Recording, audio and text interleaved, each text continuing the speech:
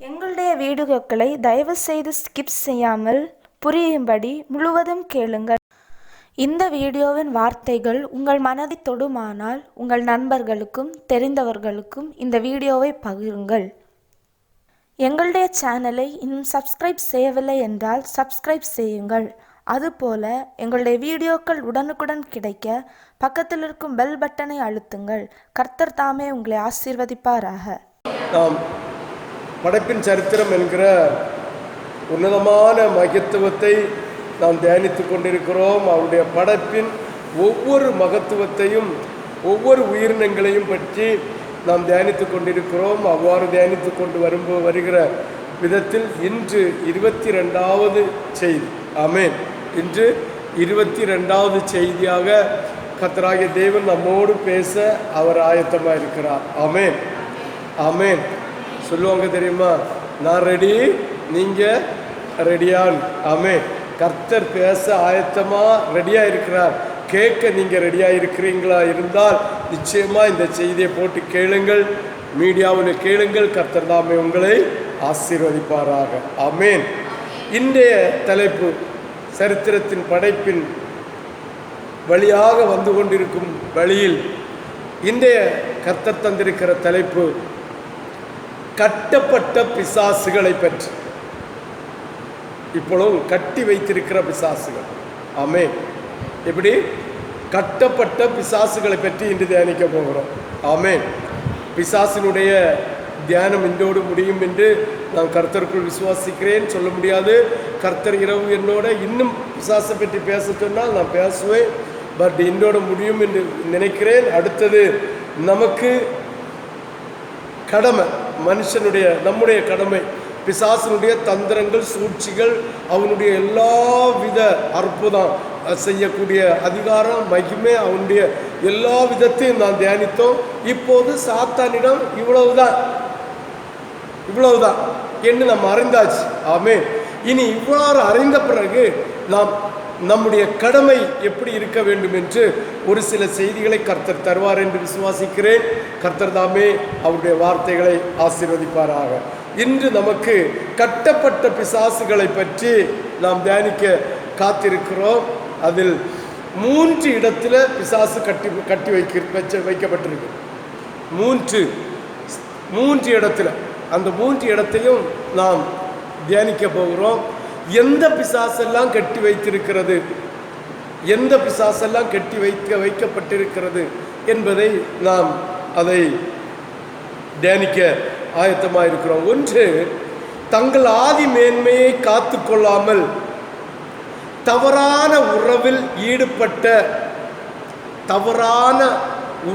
ஈடுபட்ட ஒரு பகுதியினரை, அதாவது தள்ளப்பட்ட ஆதி மேன்மையை இழந்து தள்ளப்பட்டு தூதர்கள் என்ற மேன்மை இழந்து சாத்தான் என்றும் பிசாஸ் என்றும் அசுத்தாவி என்றும் பொல்லாத ஆவி என்றும் பேர் பெற்ற இந்த விழுந்து போன தூதர்களில் ஒரு குறிப்பிட்ட தூதர்கள், ஆமென், ஆமென், ஹல்லேலூயா, தவறான உறவில் ஈடுபட்டது நிமித்தம் இந்த தவறான உறவில் ஈடுபட்டிருக்கிற இந்த சாத்தானை போல இன்று உலகத்தில் இப்படிப்பட்ட மிகவும் மோசமான பாவத்தில் ஈடுபட்ட எந்த மனுஷனும் எந்த மனுஷியும் நிச்சயமாக சபிக்கப்பட்டவர்கள் என்று வேதம் சொல்லுகிறது. ஆமென், ஆமென். அது என்ன உறவு, என்ன பாவம் என்பதை வேதத்தின் மூலமாக நாம் பார்ப்போம்.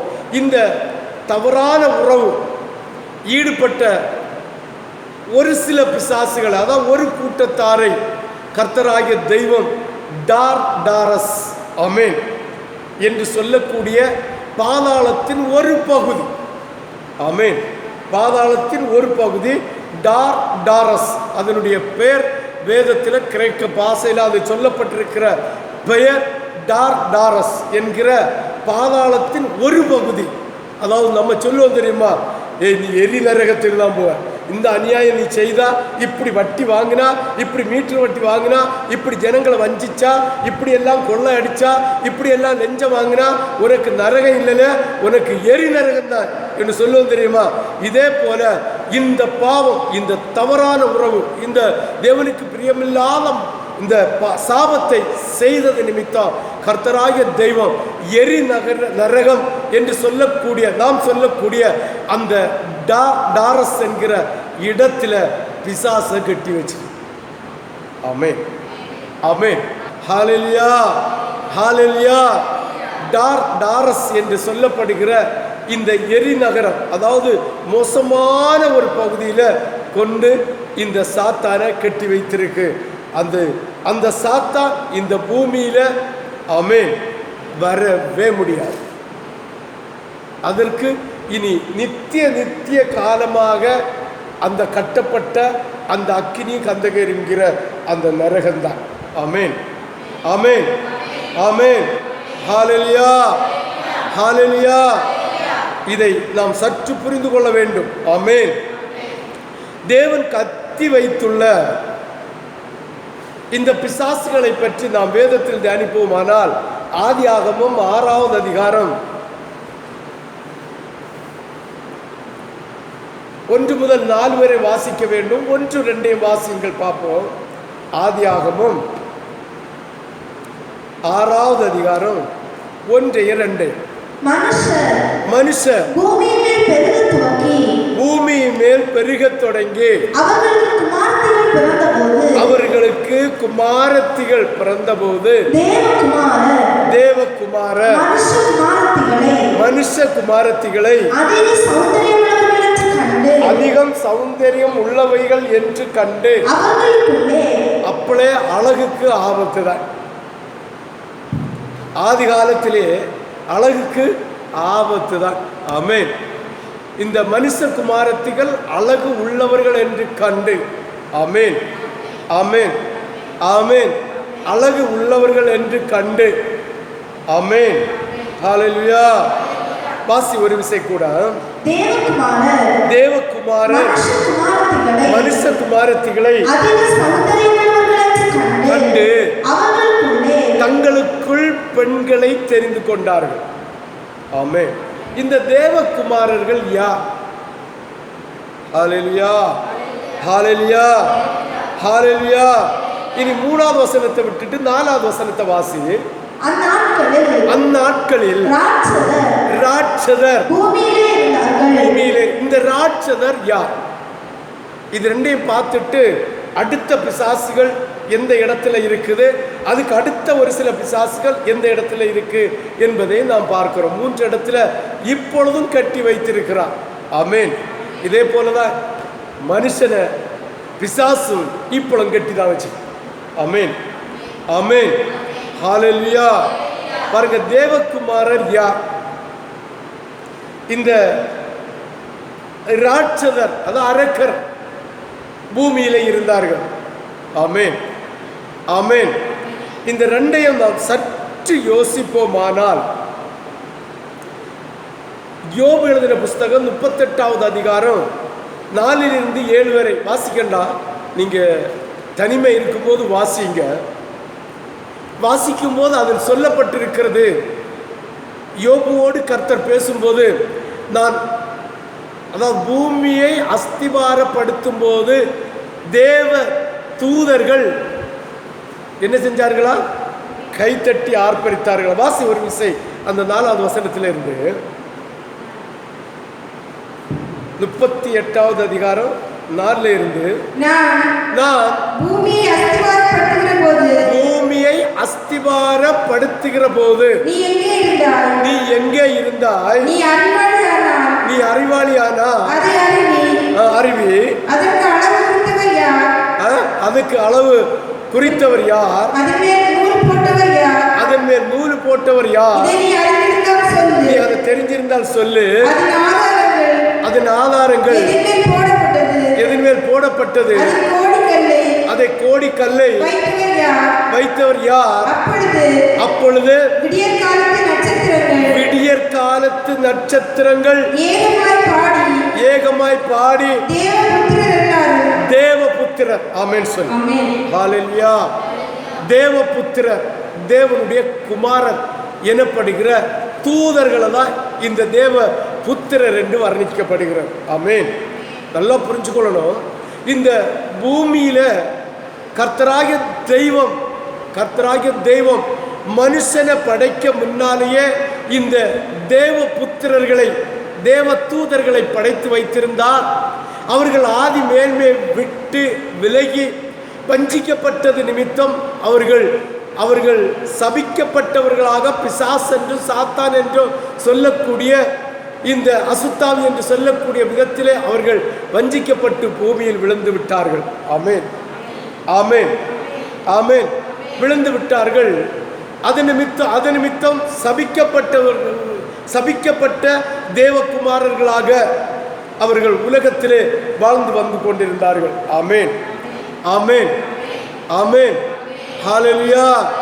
இந்த தேவகுமாரர்கள் தான், வஞ்சிக்கப்பட்டு போன இந்த தேவகுமாரர்கள் தான், பிசாசு தான் ஆதி மேன்மை இழந்து அவர்கள் முறையற்ற, ஆமென், முறையற்ற, ஹல்லேலூயா, ஹல்லேலூயா.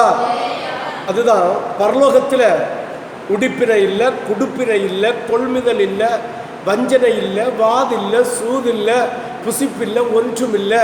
பரலோகம் அப்படி ஹம்முன்னு இருக்கு. ஆமென். அப்படியே ஜெகஜோதியா துதிச்சு பாடி அப்படி ஜம்முன்னு இருக்கு. ஆமென், ஆமென். அந்த இடத்துல தான் நாம் இப்போ இருக்க போகிறோம். ஆமென். இந்த இடத்தை விட்டு மகிமை இழந்து போன அங்கே ஆண் என்றும் பெண் என்றும் இல்லை.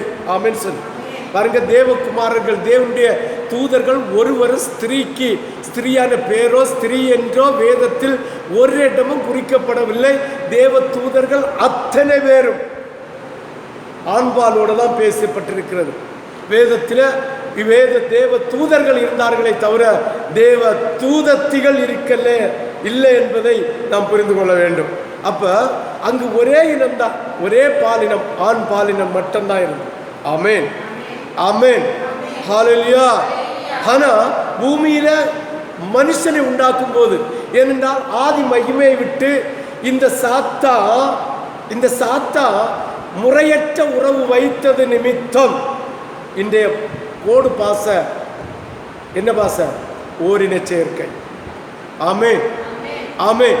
உறவு வைத்தது நிமித்தம் கர்த்தராகிய தெய்வம் அவரை சபிக்கப்பட்டவனாக பூமியில் விழ வைத்து அவனை மகா பெரிய விபச்சாரம் செய்தவனாக விழ வைத்து, அது மட்டுமல்ல, தகாத தூதர்களுக்கும் மனுஷனுக்கும் எந்த விதத்திலும் உடல் உறவு வைக்கக்கூடாது.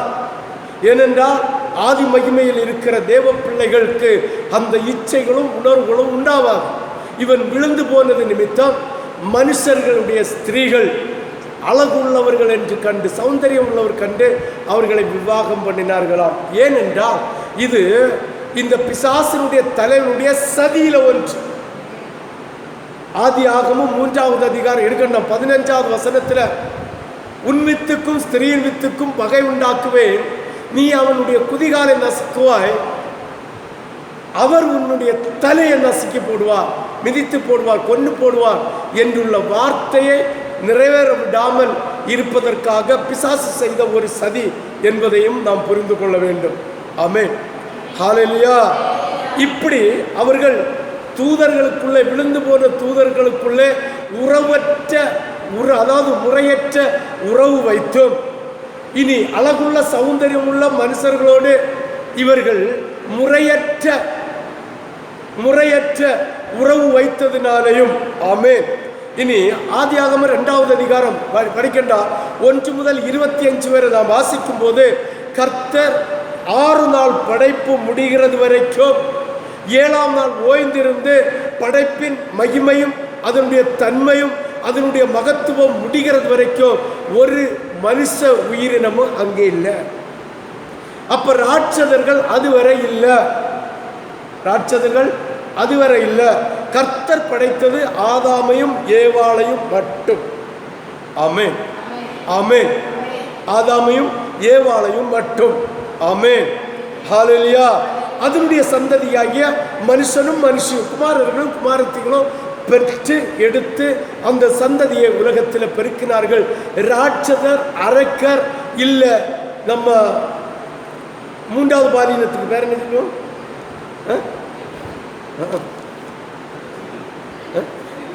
திருநங்கை. ஆமென். திருநங்கையோ உலகத்தில் கர்த்தர் படைக்கவே இல்லை. ஆமென். அரக்கர்களையோ இல்ல ராட்சதர்களையோ இன்று கிறிஸ்து உயிர் கர்த்தராக இயேசு கிறிஸ்து உயிர் தெழுந்த பின்பு இந்த மூன்றாம் பாலினமாகிய திருநங்கை என்கிற பாலினமோ உலகத்தில் கர்த்தர் படைக்கவில்லை, படைக்கவில்லை, படைக்கவில்லை, படைக்கவில்லை, படைக்கவில்லை. இப்படிப்பட்ட ராட்சதர், அரக்கர், இப்படிப்பட்ட திருநங்கைகள் பிறக்கிறது காரணம் சாபம், சாபம், சாபம். கர்த்தர் மிகவும் கொடிய பாவம், கொடிய விபச்சாரம், கொடிய சாபம் என்று வேதத்தில் எழுதப்பட்டிருக்கிறது. ஒன்று, விக்கிரகத்தை வழிபடுகிறது. இரண்டாவது, மிருகத்தோடு புணர்கிறது, மிருகத்தோடு உடல் உறவு வைக்கிறது. மூன்றாவது, ஆமென், ஆமென், ஓரினை சேர்க்கை என்கிற ஆணோடு ஆணும் பெண்ணோடு பெண்ணும் உறவு வைத்து திருமணங்களையும் விவாகங்களையும் செய்வதற்கு கவர்மெண்ட் அங்கீகாரமும் கொடுக்கிறது. அந்த நாடை எல்லாம் கர்த்தர் வாதித்து கொண்டிருக்கிறார். ஆமென். அமெரிக்கா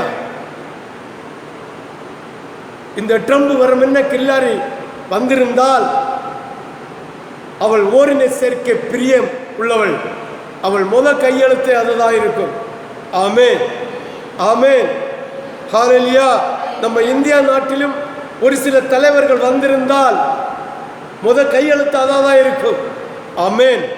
அதுதான் கர்த்தர் புரட்டி போட்டு அநீதி உள்ளவர்களுக்கு கையில ஆட்சியை கொடுத்திருக்கிறார். முடிவு கட்டுவார், முடிவு உண்டு. ஆமென், ஆமென், ஹல்லேலூயா, ஹல்லேலூயா. பாருங்கள், மகா கொடிய பாவம், மகா கொடிய விபச்சாரம் எது என்றால், ஒன்று, விக்கிரகத்தை,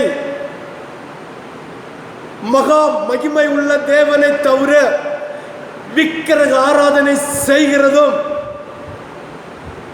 மிருகத்தோடு புணர்கிறதும், உடல் உறவு வைக்கிறதும், ஆணினம் ஆணினத்தோடும் பெண்ணினம் பெண்ணினத்தோடும் உடல் உறவு வைக்கிறதும், அது மகா கொடிய பாவத்தின் சாபம் என்று கர்த்தராகிய தெய்வம் வேதத்தில் எச்சரிக்கையோடு கண்டிப்போடு மகா பெரிய விபச்சாரம் என்று, மகா பெரிய பாவம் என்று எழுதி வைத்திருக்கிறது.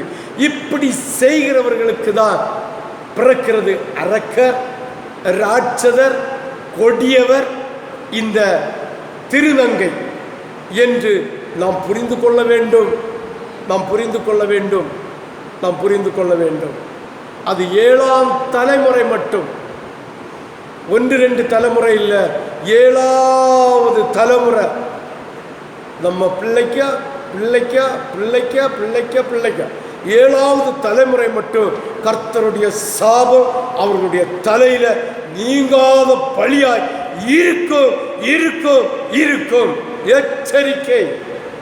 ஆமென், ஆமென் என்ற ஒரு வாலிப பிள்ளை கேட்டார்.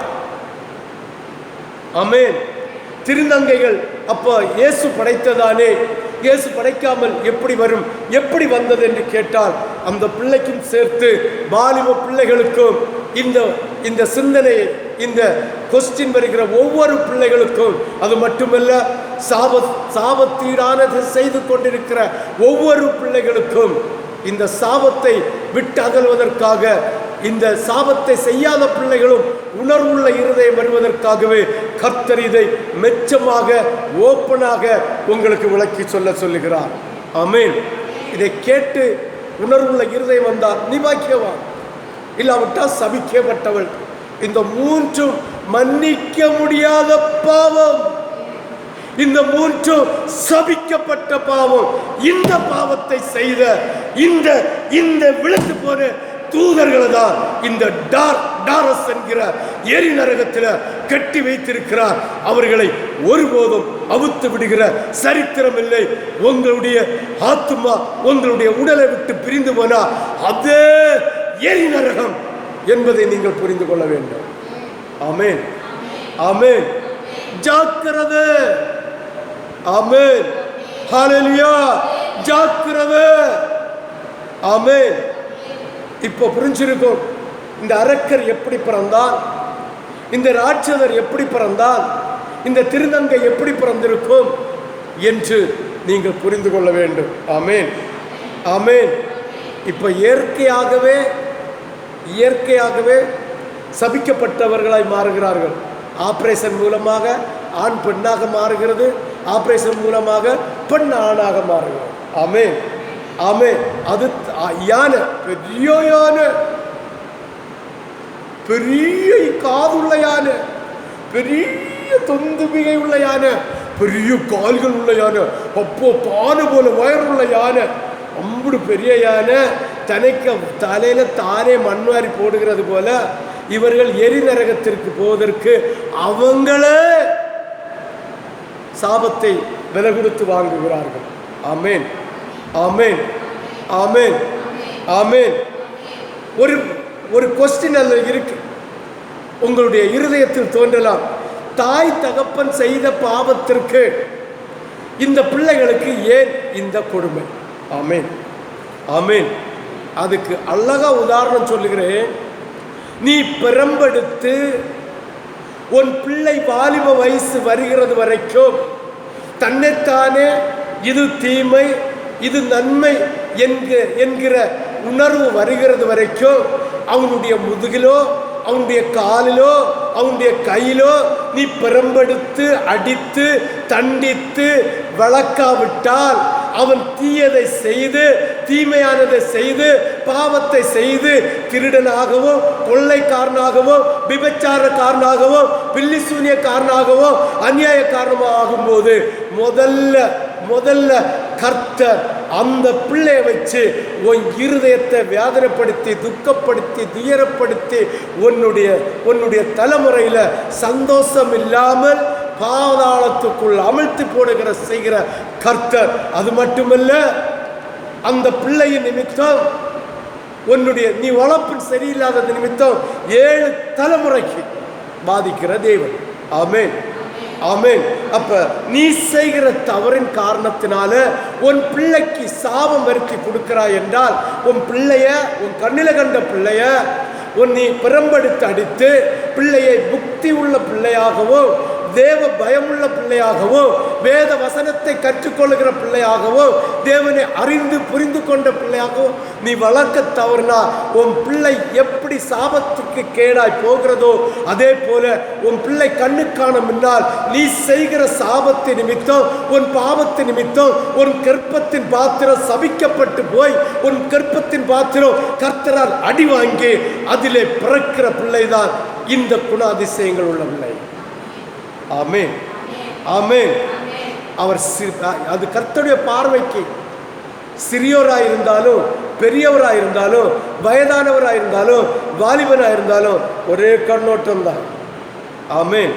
உனக்கு ஞானம் தந்திருக்கு, புத்தி தந்திருக்கு, பிள்ளைக்கு சாபத்தை வருத்தி வைக்காதவண்ணோ நடக்கவும் உடுக்கவும் பேசவும் பழகவும் கர்த்தர் உனக்கு ஞானம் தந்திருக்கிறார். நீ அறிந்தும் திரும்பவும் பாவம் செய்தால் வாசி எபிரேயர் 10வது அதிகாரம் 26 29 வரை வாசி. சத்தியத்தை அறிகிற அறிவை அடைந்த பின்பு இயேசு ஒருவர் பிறந்தார், இயேசு ஒருவர் நமக்காக இரத்தம் சிந்தினார், இயேசு ஒருவர் நமக்காக பரிசுத்த ஆவியை பொழிந்து அளிக்கிறார், இயேசு ஒருவர் நமக்காக பிசாசை எதிர்ப்பதற்கு வல்லமையை தந்திருக்கிறார் என்று அறிந்தவர்கள். நீ ருசிக்க வேண்டிய அவசியமே இல்லை தேவ ஜனமே, நீ ருசிக்க வேண்டிய அவசியமே இல்லை, அறிந்தவர்கள். ஆமென், ஆமென், ஆமென். மோசேயினுடைய வாக்கினால் 1-2 தரம் உன்னை நியாயம் தீர்த்து அதற்கு பிரகாரமும் நீ இப்படிப்பட்ட பாவத்தை செய்கிறாய் என்றால் இயேசுவின் தலையை மிதிக்க. 29வது வசனத்தை வாசி. தேவனுடைய குமாரனை இயேசு கிறிஸ்துவை ஒரு உப்புத்தி காலினால் சவுட்டி மிதித்து நம்மை எல்லாம் பரிசுத்தம் பண்ணுகிற உடன்படிக்கையின் அவருடைய இரத்தத்தை நீ குற்றம் உள்ளவர்களாக எண்ணினார் எவ்வளவு கொடிய ஆக்கினை உண்டு என்று யோசித்து பார்க்க சொல்லுகிறார். ஆமென். இந்த பாவம் விக்கிரகாராதனை, அது படம் வரைந்து வைத்து ஆக்கிறதா இருந்தாலும் சரி, ஓரினை சேர்க்கிற என்கிற சாபம், மிருகத்தோடு உறவு வைக்கிற சாபம், உன் பிள்ளைகளை தீக்கடகம் செய்கிறது. நேற்றைய தினத்தில் பேசினேன். தீக்கடக்கம் செய்கிறது. உன் பிள்ளைகளுக்கு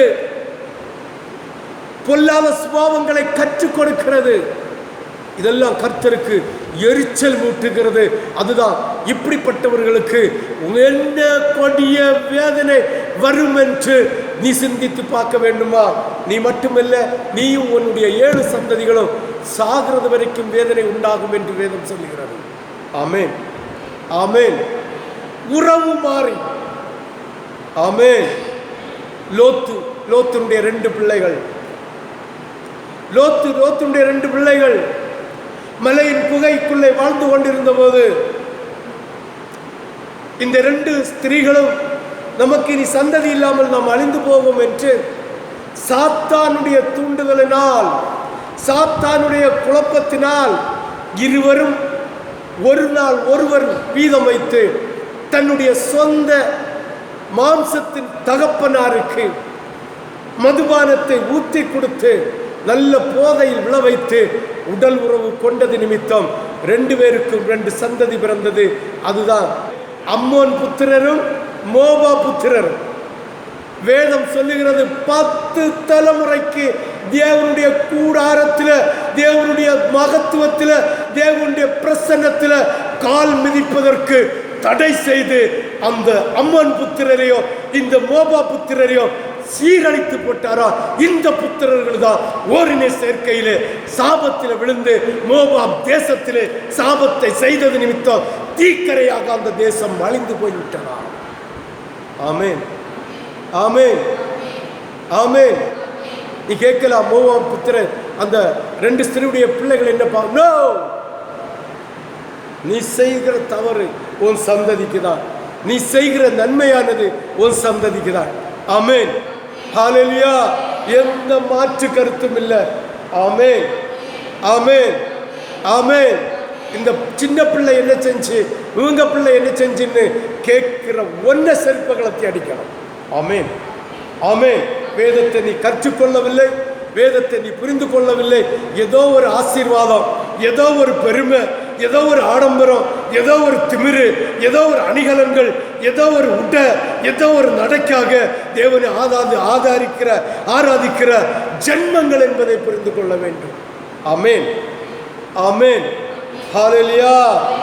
இப்போது இந்த ராட்சதர்களும் தேவகுமாரர்களும் யார் என்று நாம் புரிந்து கொண்டோம். ஆமென், ஆமென், ஆமென். பரலோகத்தில் திருமணம் இல்லை, கொடுப்பினை இல்லை, கொள்முதல் இல்லை. அங்கு எல்லாரும் ஒரே ஆவியில் தெய்வன் என்ன ஆணினம், என்ன பாலினமோ அதே பாலினத்துக்கு ஒப்பாக, ஒரு இச்சை இல்லாமல், ஒரு பொல்லாப்பு இல்லாமல், 1000 வருஷ அரசாட்சியில் நான் சொல்லல, பரலோகத்தில் சொல்றேன். ஆமென், ஆமென், ஆமென், ஆமென், ஆமென். அவ்வளவு மகிமையாக வாழுகிற தெய்வம், தெய்வத்தோடு, அது என்ன சொல்றது சொல்லவில்லை, தெய்வத்தோடு தெய்வத்துக்கு உறுதுணையா, தெய்வத்துக்கு ஒத்த மகிமையா வாழுகிறோம். ஆமென், ஆமென். வாசி மத்தேயு எழுதின சுவிசேஷம் 22வது அதிகாரம் 30வது வசனம். ஒரு வசனத்தை வாசி. மத்தேயு 22:30. உயிர்த்தெழுதலில் கொள்வனையும் கொடுப்பனையும் ஒருவரையும் இல்லை. இல்லை.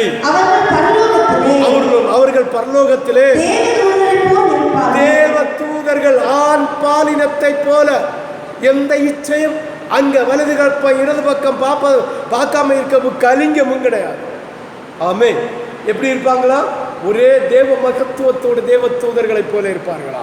வாசி மார்க்கு 12வது அதிகாரம் 25வது வசனம். மரித்தோர் உயிரோடு எழுந்திருக்கும் போது கொள்வனையும்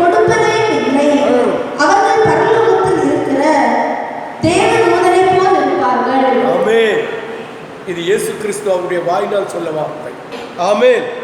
ஹalleluya. ஆமென் சொல்லு. ஆமென் சொல்லு. ஹalleluya. ஹalleluya. ஹalleluya. அவ்வளவு மகிமை நிறைஞ்ச இடத்துக்கு போகிறான். பிளாட்டான காரியமா? ஒன்றும் வேண்டாம். அரசாட்சியில் ஒரு மினிஸ்டர் ஆகணும்னா யாருங்க காலையெல்லாம் பிடிச்சானுவா, யாருங்க காலையெல்லாம் விழணும், பணியணும், குனியணும், நுமுறணும், அப்படி செய்யணும், இப்படி செய்யணும்.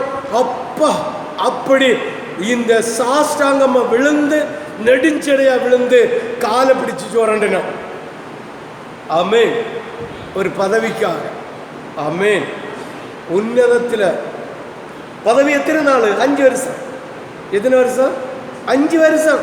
இந்த 5 வருஷத்துக்காக இப்படி தன்னை தாழ்த்துகிறார் என்றால் நித்திய நித்திய நித்திய காலமாக இவ்வளவு மகத்துவத்தோடு மனுஷனுடைய ரூபம் மாறி ஆவியின் ரூபமாக இதே ரூபமாக ஆமென் சொல்லு தேவ தூதர்களைப் போல வாழக்கூடிய சிலாக்கியம் பெறணும்னா கொஞ்சமெல்லாம் பணியணும். ஆமென். கொஞ்சமெல்லாம் தாழ்மை எடுக்கணும். ஆமென் சொல்லு. கொஞ்சமெல்லாம் காலெல்லாம் தரிச்சணும், கொஞ்சமெல்லாம் இடுப்பு வலிச்சணும், கொஞ்சமெல்லாம் பல்லு தரிச்சணும், கொஞ்சமெல்லாம் முட்டு வலிக்கணும், கொஞ்சமெல்லாம் கழுத்து வலிச்சணும், கொஞ்சமெல்லாம் பாடுகளாக அனுபவிச்சணும். சும்மா ஜெகஜோதியாக இருந்துட்டு அப்படி போம்னு இருந்துட்டு போக முடியாது.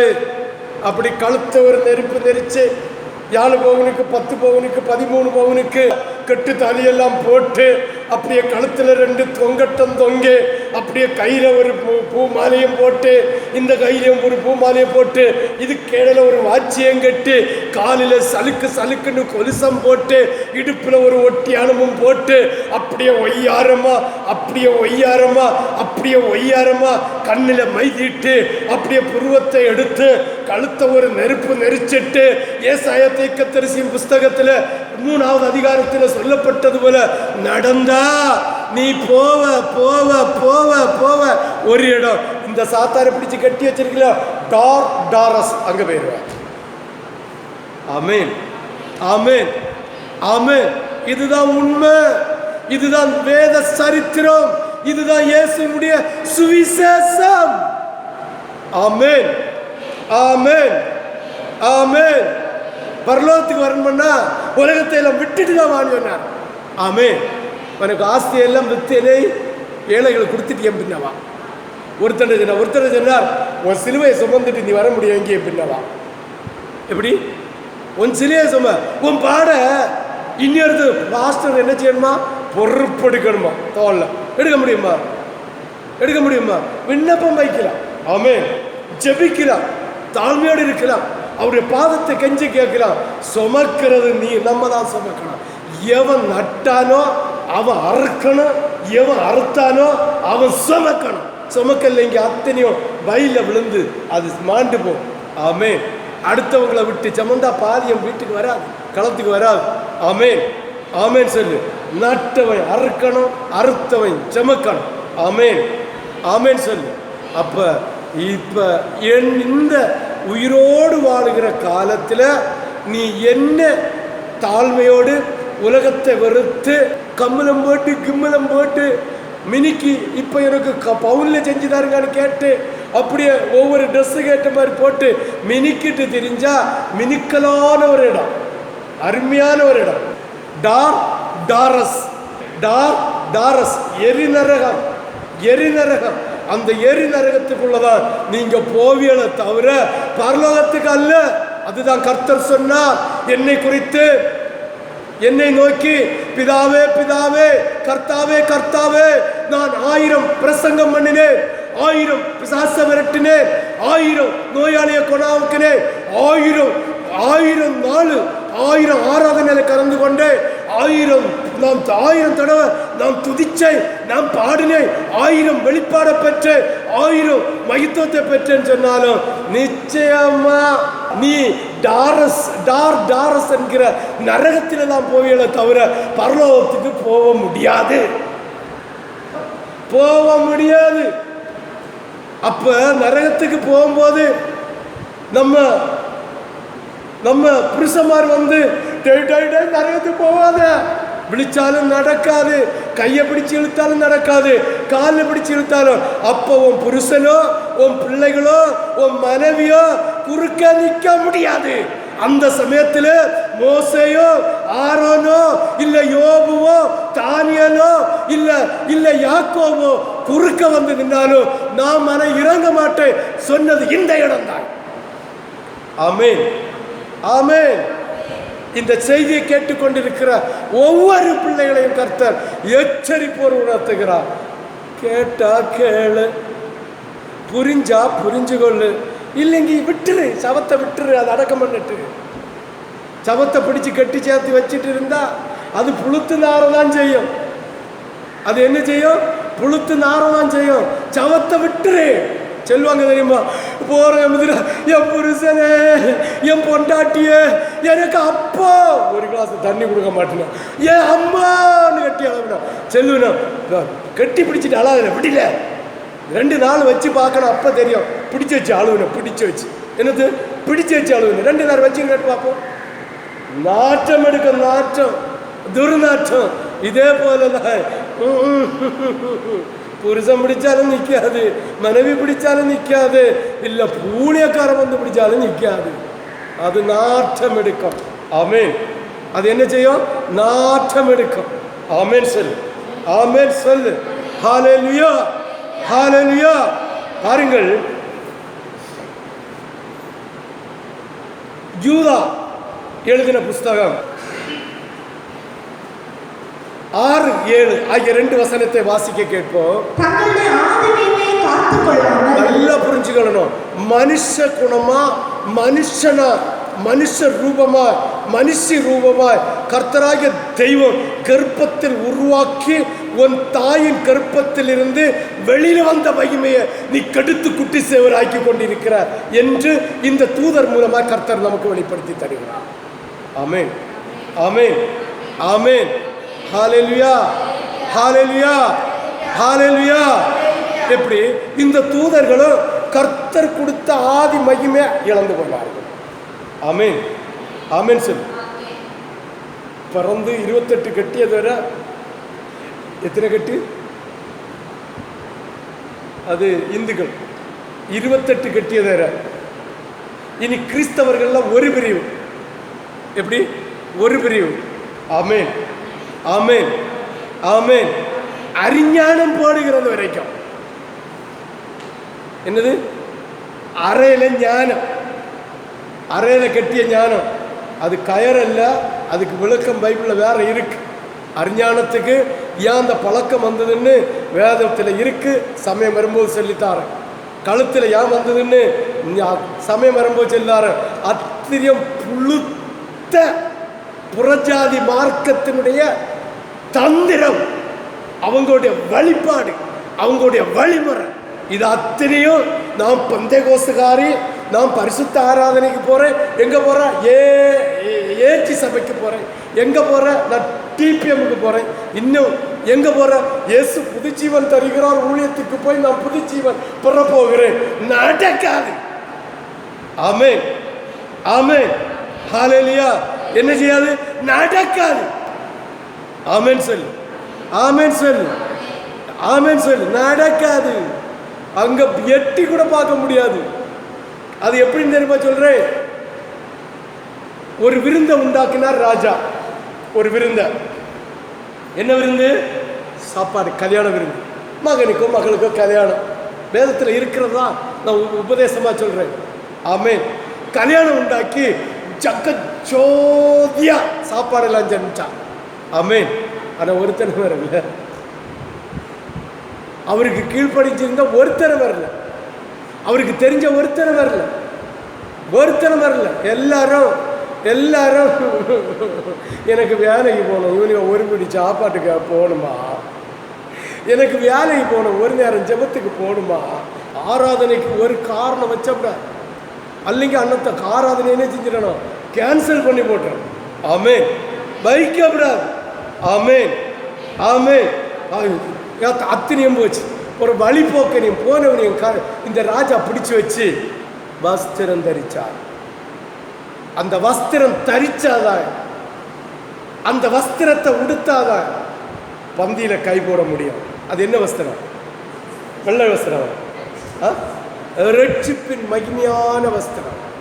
அப்ப ரட்சிப்பின் வஸ்திரம் கிடைக்க வேண்டுமானால் நீ இயேசு கிறிஸ்துவை விசுவாசி. அப்போ நீ எனக்கு நெஞ்சில நிறைய வச்சிருக்க, நான் இயேசு சொல்லிய போலதான் நடக்கிறேன். ஒரு வசனத்துக்கு ஆகிலும் ஆமென் பரலோகத்துக்கு போக்கு தடையா இருக்கிற மன்னிக்க முடியாத பாவம், மன்னிக்க முடியாத சூழ்நிலை, இப்படிப்பட்ட காரியங்களில் தடையா இருக்கிற ஒரு வசனத்தை மீறினாலும் இயேசு கிறிஸ்துக்கு மேல விசுவாசம் இல்லை, ரட்சிப்பு வஸ்திரம் இருக்கும். என்ன செய்யும்? சாணி பூசப்பட்டிருக்கும். என்ன பூசப்பட்டிருக்கும்?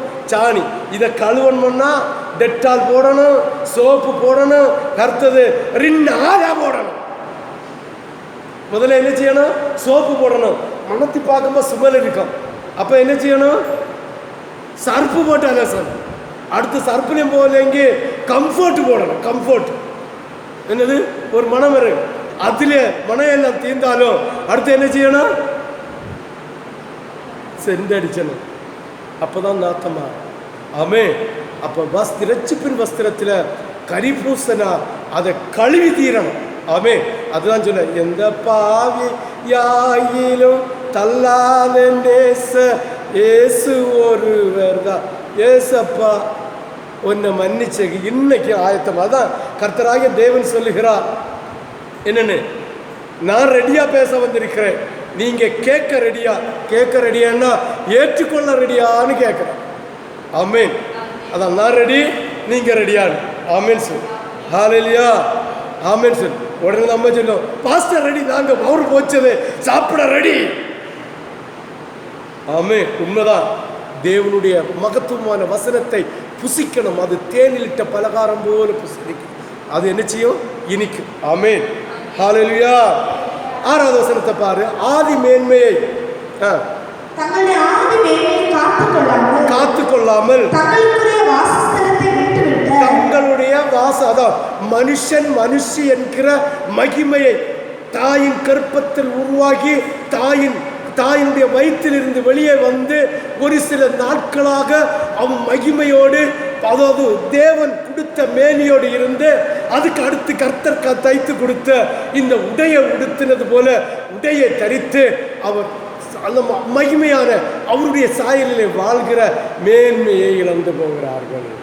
அப்போ அதனாலதான் உங்கள் பிள்ளைகள் இந்த சாராயம் குடிக்கிறது, உங்கள் பிள்ளைகள் விபச்சாரம் செய்கிறது, உங்கள் பிள்ளைகள் சாபத்தீடான செய்கிறது, உங்கள் பிள்ளைகள் மிருகத்தோடு புணர்கிறது, உங்கள் பிள்ளைகள் ஓரின சேர்க்கை என்கிறது செய்கிறது, பொல்லாத சாபம் செய்கிறது, விக்கிரகா செய்கிறது, குறி கேட்க போகிறது, அஞ்ஞானம் கேட்க போகிறது. ஏனென்றால் உங்கள் பிள்ளைகளுடைய ஆதி மேன்மையை நீங்களே இழக்க வைக்கிறீர்கள். ஆமேன். பிறந்து 3 கழிஞ்ச உடனே கன்னத்தில் ஒரு பொட்டு, எப்படி பொட்டு? நல்ல கரிபானையில இந்த விரல் வச்சு துப்பல் கொட்டு ஒரு ராவி ஒரு குத்து வச்சு மேன்மை என்ன? இது தேவன் கொடுத்த மகிமை என்ன? கரியில அதிலண்டு தொடங்கி 3 பொட்டு 4 பொட்டு, கன்னத்தில் 2 குத்து 3 குத்து, காதில் 3-4 குத்து. இன்னைக்கு ஆம்பளைலாம் அப்படிதான் கடுக்கானம் போட்டுட்டு அப்பா கடுக்காம் போடியதுக்கு அர்த்தம் என்ன தெரியுமா? ஆம்பளைகள் கடுக்காம் போடுகிறது. ஒரு காதில் போட்டா நான் விபச்சாரத்துக்கு ரெடி என்று அர்த்தமா? அதுக்கு சிக்னல்லாம் ஒரு காதில் போடியது. 2 காதில் போட்டா நான் ஓரின சேர்க்கைக்கு ரெடி என்று சிக்னல் கொடுக்கிறதா? இன்று இந்தியாவில் உள்ள இது வெளிநாட்டவருடைய பழக்கம். ஆமேன். இன்னைக்கு இந்தியாவில் உள்ள வாலிப பிள்ளைகள் அறியாத முட்டாளா இருக்கிறார்கள் என்று வேதம் சுட்டி காட்டுகிறது. ஆமே. பழைய காலத்தில் உடனே சொல்லணும், பழைய காலத்தில் உள்ள மூப்பர் மாரெல்லாம் கடுக்காம போட. உண்மைதான், அவர்கள் இயேசு அறியல, இயேசு வசனத்தை அறியல, பிசாச வழி கொண்டிருந்தார்கள். ஓரின சேர்க்கையில விழுந்து, ஆதி மேன்மையை விழுந்து, தூதர்களுடைய மகத்துவத்தை விட்டு மனுஷியோடு உடலுறவு வைத்து டாரஸ்ல அகப்பட்டு கட்டி வைக்கிற சாபத்தை செய்த பிசாச வழிபட்டு நின்றோம். அவங்க கடுக்கணும் போடுவனும் தடுக்கணும் போடுவனும். அதை பார்க்க நீ யாரு? ஆமென், ஆமென், ஆமென், ஹல்லேலூயா, ஹல்லேலூயா. அதுல வைரத்துல போட்டா பெருமையா? சாபம், சாபம், சாபம், சாபம். வாசி. காத்துக்கொள்ளாமல் விட்டுவிட்ட தூதர்களையும் மகா நாளின் நியாய தீர்ப்புக்காக கர்த்தர் வைத்து காத்திருக்கிறார். ஆமென். ஒருவனும் கர்த்தருடைய மகத்துவம் நிறைஞ்ச தூதனையே விட்டு வச்சல்ல. மகா பெரிய விபச்சாரத்திற்கு, மகா பெரிய சாபத்துக்கு, மகா பெரிய பாவத்துக்கு கர்த்தருடைய தூதனை விட்டு வச்சல. மனுஷன் உன்னை விட்டு வைப்பார் என்று நீ சிந்திக்கிறாயோ? ஆமென், ஆமென், ஆமென், ஆமென், ஆமென். ஹல்லேலூயா, ஹல்லேலூயா. வாசி. எத்தனாவது வசனம்? 6. வாசி. மகா நாளின் நியாய தீர்ப்புக்கென்று. அப்ப அந்த டாரஸ் என்கிற இடத்துல பிசாச கட்டி வெளியில விடாம வச்சிருக்க. வாசி. யாழையும் கூட வாசி. அப்படியே பட்டணத்தார்களும்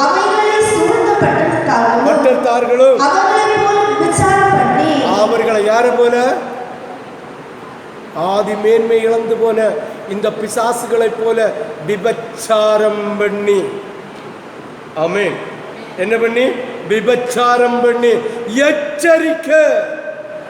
ஹாஸ்டல்ல இன்னைக்கு இந்த அயோக்கியத்தனம், இந்த கூத்தாட்டம், இந்த பொல்லாத சாபம் நடக்குது. ஆமென், ஆமென்.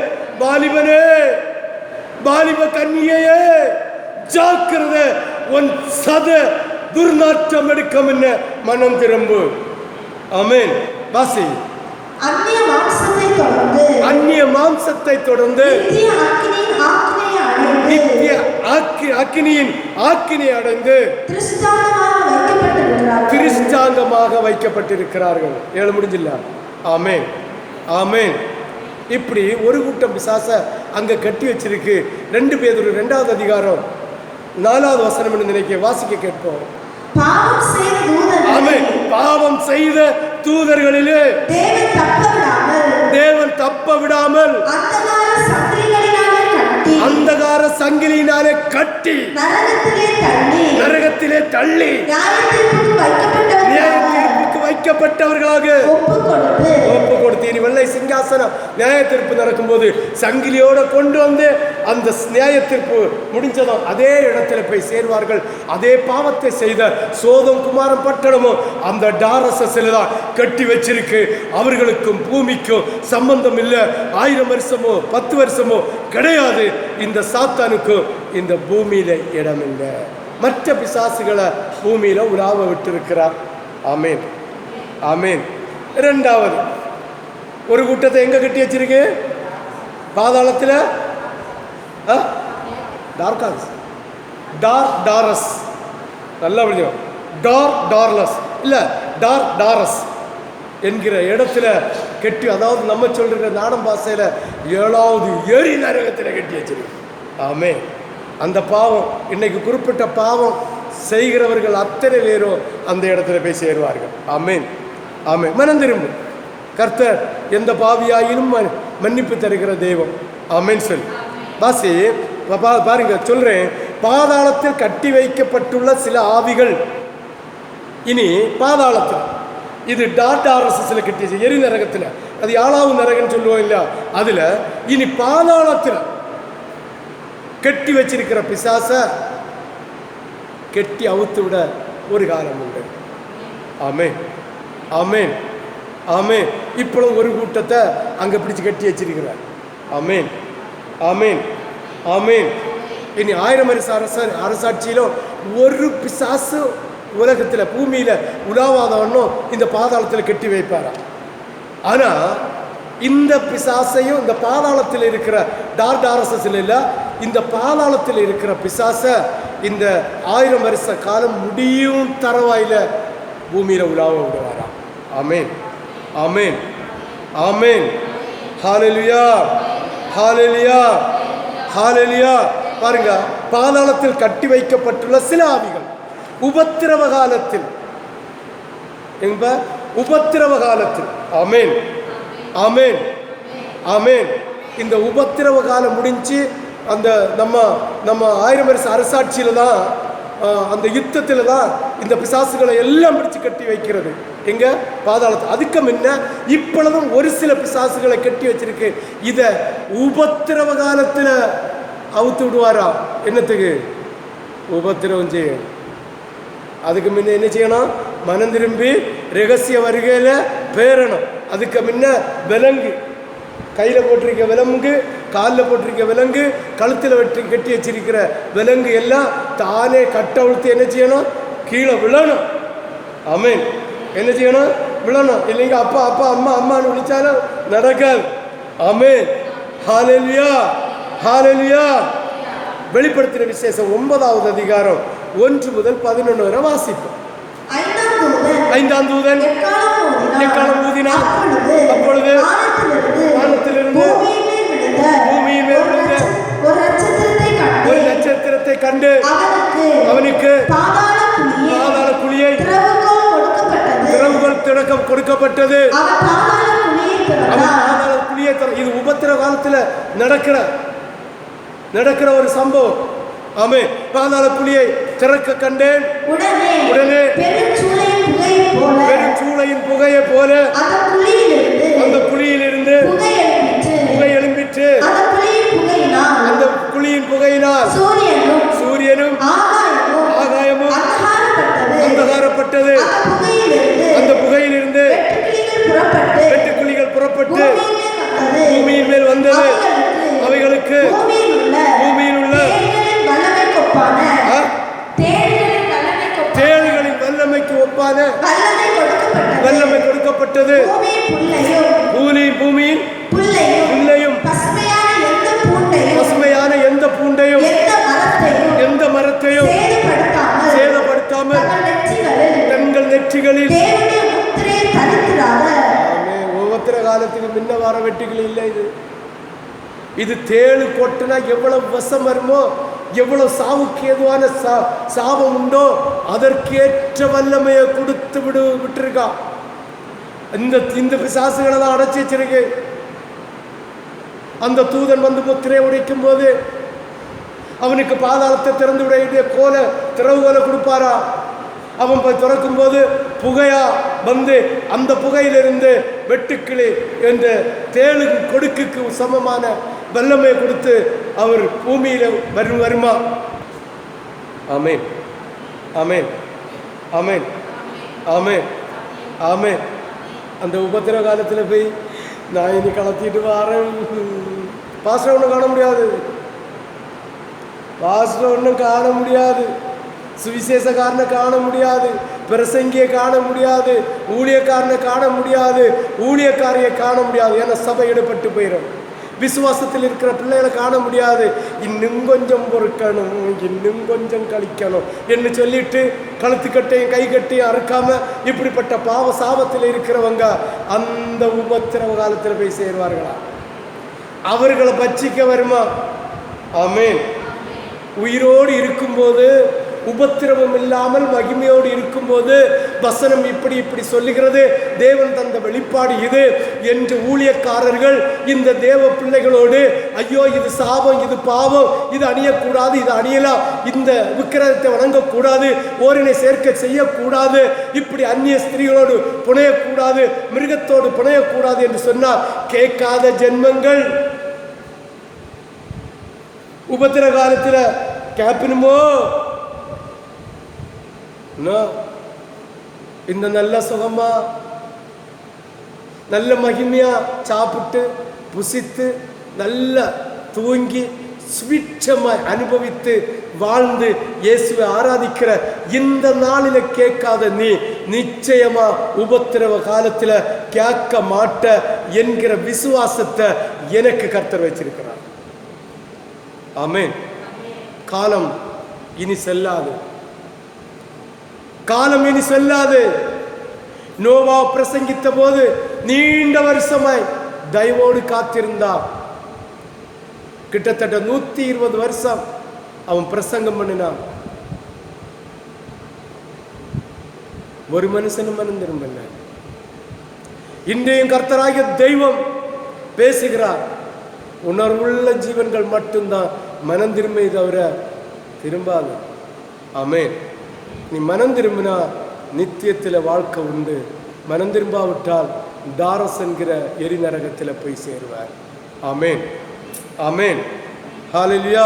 நான்காவது வசனத்தை வாசி. பூமியின் புல்லையும் எந்த பூண்டையும் எந்த மரத்தையும் சேதப்படுத்தாமல் தங்கள் நெற்றிகளில் முத்திரையை தரிக்கிறாது மனுஷனை மாத்திரம் சேதப்படுத்த உத்தரவு கொடுக்கப்பட்டது. அந்தி கிறிஸ்து. ஆமென். அதுக்கு கர்த்தர் அனுமதிக்கிறார், அவ்வளவுதான். கர்த்தர் சோதனை செய்ய அவர் கொடுக்க மாட்டார், அனுமதிப்பார், அவ்வளவுதான். முடிஞ்சா பாருன்னு சொல்லுவார், அவ்வளவுதான். ஆமென். கர்த்தர் சோதனைக்காரர் அல்ல, சோதனைக்காரன் தான் இதெல்லாம் செய்கிறார். 5 மேலும் அவர்களை கொலை செய்யும்படி அவர்களுக்கு உத்தரவு கொடுக்கப்படாமல் 5 மாதம் அளவு அவர்களை வேதனைப்படுத்தும்படி உத்தரவு கொடுக்கப்பட்டது. அவர்கள் செய்யும் வேதனை தேனானது மனுஷனை கொட்டும் போது உண்டாகும் வேதனையை போல் இருக்கும். அந்நாட்களில் மனுஷர்கள் சாவை தேடியும் சாவு வராது. ஆமென் சொல்லு. ஐயோ, இந்த கொடுமை, இந்த வேதனையில் இருக்கிறதோட செத்து போனா கொள்ளலாம், மரித்து போனா கொள்ளலாம், உயிரோடு வாழாமல் இருந்தால் நலம் என்று சாவை தேடினாலும் சாவு வராது. அந்த உபத்திரவ காலத்தில் நடக்கிற சம்பவம். ஆமென். ஆமென். சாவை தேடியும் அதை காணாதிருப்பார்கள். சாக வேண்டும் என்று ஆசைப்படுவார்கள். சாவோ அவர்களுக்கு விலகி ஓடி போமா. ஆமென். ஆமென். ஆமென். பாசி. அந்த வெட்டுக்கிளிகளின் உருவம் யுத்தத்திற்கு ஆயத்தப்பட்ட குதிரைகளுக்கு ஒப்பாய் இருந்தது. ஆமென். அவைகளுடைய தலைகளுக்கு பொன்மயமான. அப்படியே நீ தனியமா இருக்கும்போ வாசி, அந்த பிசாசனுடைய ரூபம் தெரியும். ஆமென். இப்ப கட்டி வச்சிருக்கிற இந்த கொடிய பிசாச பாருங்க, திராணிக்கு மேல சோதிக்க விடப்படாதுன்னு கொடிய கொடிய பிசாச எல்லாம் அவர் கட்டி வச்சிருக்கிறார்.